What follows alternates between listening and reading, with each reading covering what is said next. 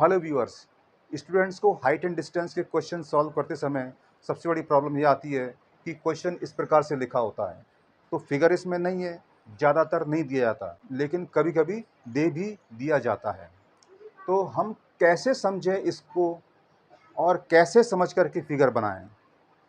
Angle कहाँ लगाएं, कौन सा ट्रिग्नोमेट्रिकल रेशो लगाएं, हाइट कैसे निकालनी है, ऐसे बहुत सारी प्रॉब्लम आती है।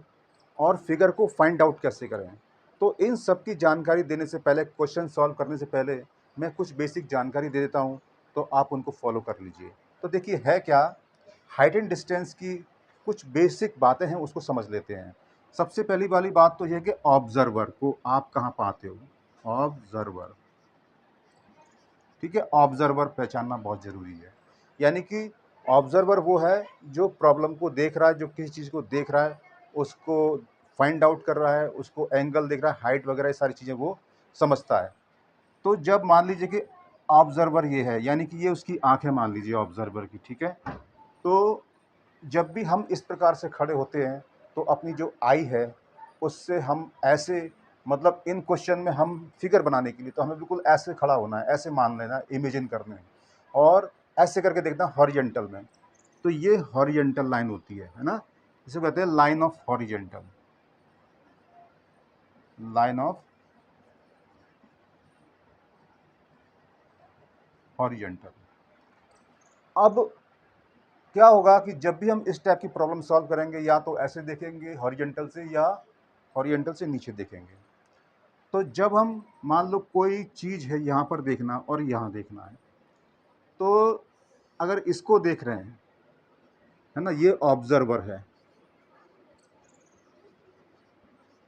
और ये कोई ऑब्जेक्ट है या पॉइंट मान लीजिए, ठीक है। तो ये जो एंगल बना है हॉरिजेंटल से ऊपर की तरफ, देखो जैसे एरो मैंने दिखा दिया, तो इसको कहते हैं एंगल ऑफ एलिवेशन।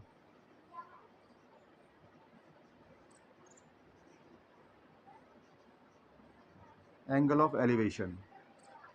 और अगर हॉरिजेंटल से ऐसे करके नीचे देखना है, तो मतलब मान लीजिए कोई पॉइंट है, ये इसको देख रहे हैं या ऑब्जेक्ट है, तो ऐसे करके एंगल बनाइए। इसको कहते हैं एंगल ऑफ डेपरेशन।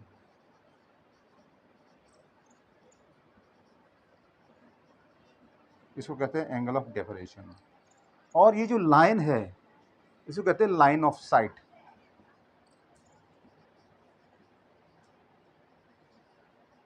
ऐसी ये भी लाइन ऑफ साइट है,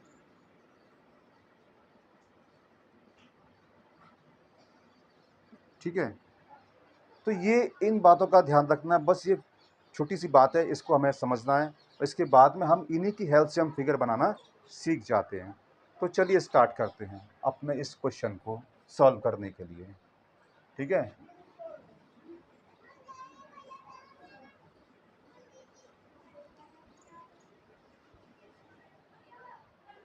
तो देखिए ये क्वेश्चन क्या है, a tree breaks due to the storm and the broken part bends so that the top of the tree touches the ground, making an angle 30 degree with it. The distance between the foot of the tree to the point where the top touches the ground is 8 meter. Find the height of the tree. मतलब क्या है कि एक पेड़ है, एक पेड़ है ना, और वो कहीं से बीच में से टूट गया है, और जो टूटा हुआ पार्ट है ना, ऊपर वाला जो टॉप है और जो बीच में टूटा हुआ है, टूटा हुआ पार्ट अलग नहीं हुआ है। ऐसे मान लीजिए जैसे कि हमारा दरवाज़ा होता है, और दरवाज़ा होता है वो कब्जे पर जुड़ा होता है चौखट से, तो वो दरवाजे को आप घुमा सकते हो। वैसे ही इस तरीके से जो जो जॉइंट वाला पार्ट है, टूटा हुआ पार्ट है, वो पूरी तरह से अलग नहीं हुआ है, वो एक कब्जे की तरह काम कर रहा है, और वो ऐसे करके अर्थ को टच कर दिया है ना। तो मैं इसको समझ करके फिगर बना रहा हूँ, ठीक है। तो देखिए मैं फिगर इधर बना देता हूँ। तो पहले बनाऊंगा मैं अर्थ का सरफेस। ये अर्थ का सरफेस है, और यहाँ पर ये कोई ट्री है। अब देखो ये ट्री बीच में से कहीं टूट रहा है ऐसे करके, है ना, ये यहाँ से टूट गया, मतलब मान लीजिए। तो इसको, इस पॉइंट को जहाँ पर है इसका बेस ट्री का, उसको ए बोल दीजिए। इस जहाँ से टूटा है उसको बी बोल दो, जहाँ से टॉप है उसको सी बोल दीजिए।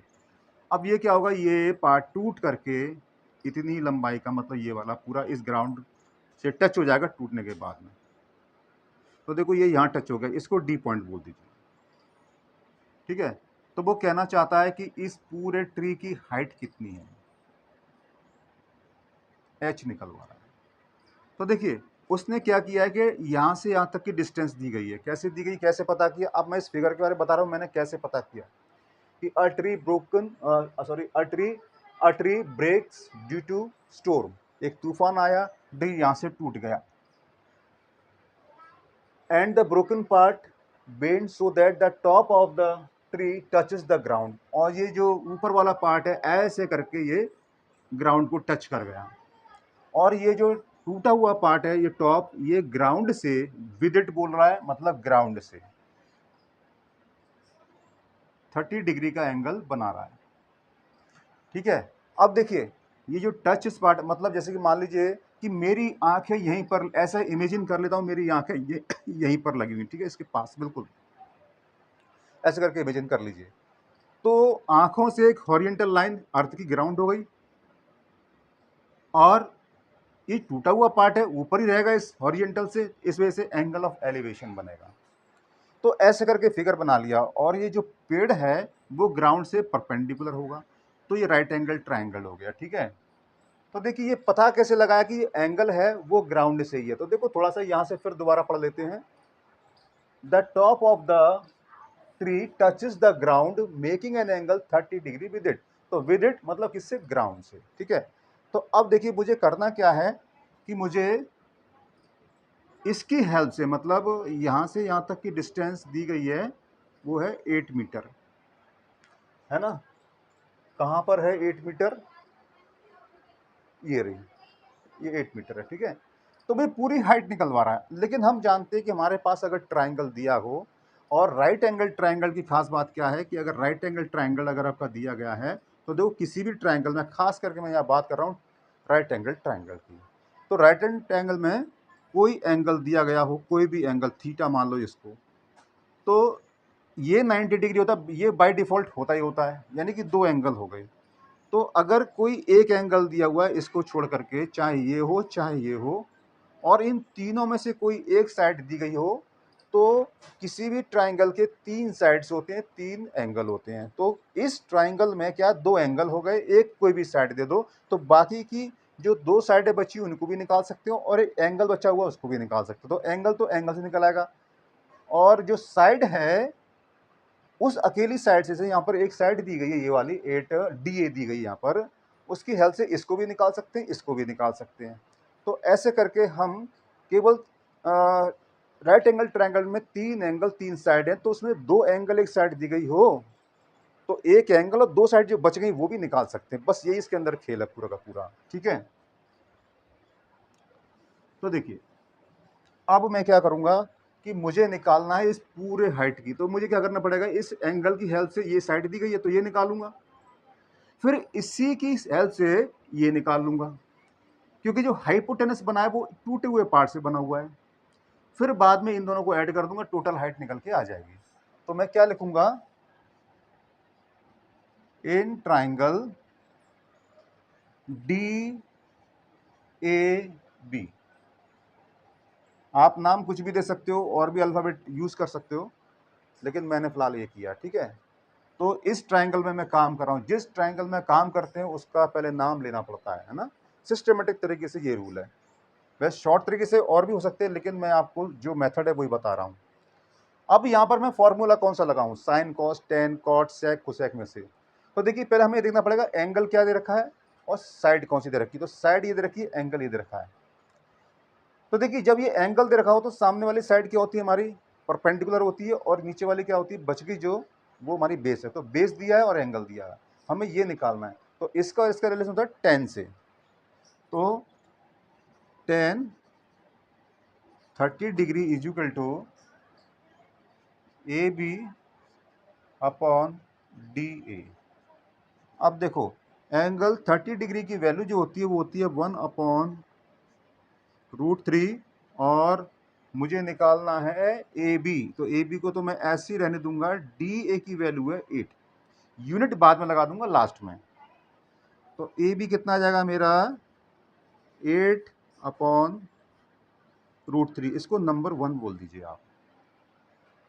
तो जब आपने ये निकाल लिया, मतलब आपने ए बी तो निकाल लिया, अब आपको ये भी निकालना है। तो सिमिलरली इसी ट्राइंगल के अंदर अब देखिए मुझे ये निकालना है, तो इसमें और इसका क्या रिलेशन होता है।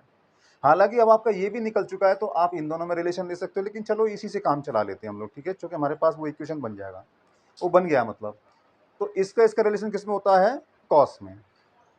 तो देखिए cos 30 degree is equal to, तो cos 30 degree is equal to क्या होता है, D A upon B D, ये होता है। cos 30 की वैल्यू होती है √3/2, और मुझे डी ए तो मेरा दिया गया है 8, और मुझे बी डी निकालना है। तो देखो B D is equal to क्या आएगा, B D is equal to आएगा तुम्हारा 2 × 8/√3, ठीक है, ये आ गया मेरा बी डी। तो इसको इक्वेशन नंबर 2 दे दीजिए। अब देखिए ए बी और बी डी निकल के आ गया, ए बी ये रहा, बी डी ये रहा, और हम जानते हैं कि टूटा हुआ पार्ट है वो यही तो है, मतलब जो बी डी है वो बी सी के बराबर है। तो यहाँ लाइन खींचता हूँ, और बिकॉज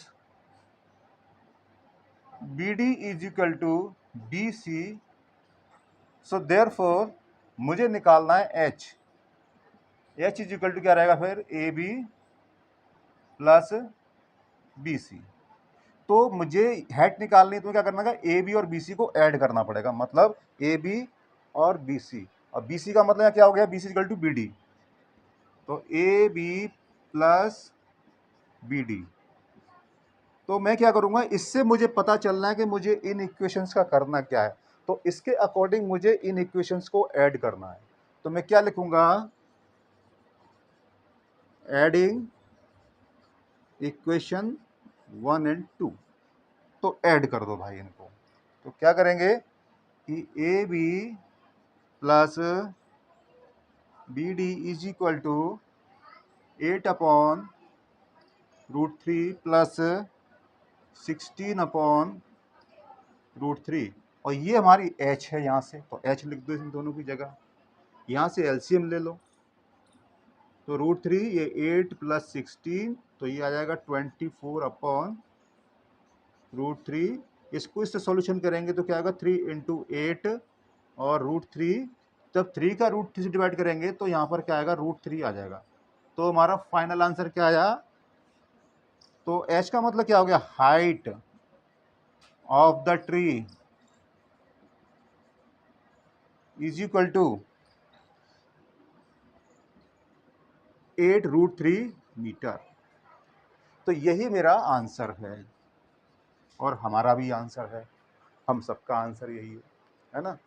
सो फ्रेंड्स, ऐसे करके हम किसी भी क्वेश्चन को सॉल्व कर सकते हैं हाइट एंड डिस्टेंस के, और इस एक्सरसाइज में से और इस टॉपिक में से हर बार एक क्वेश्चन जरूर आता है ना। सो आप इस क्वेश्चन को ढंग से समझ लीजिए। अगर आपको वीडियो अच्छा लगा है तो इसको लाइक, सब्सक्राइब और शेयर जरूर करें। वीडियो देखने के लिए धन्यवाद।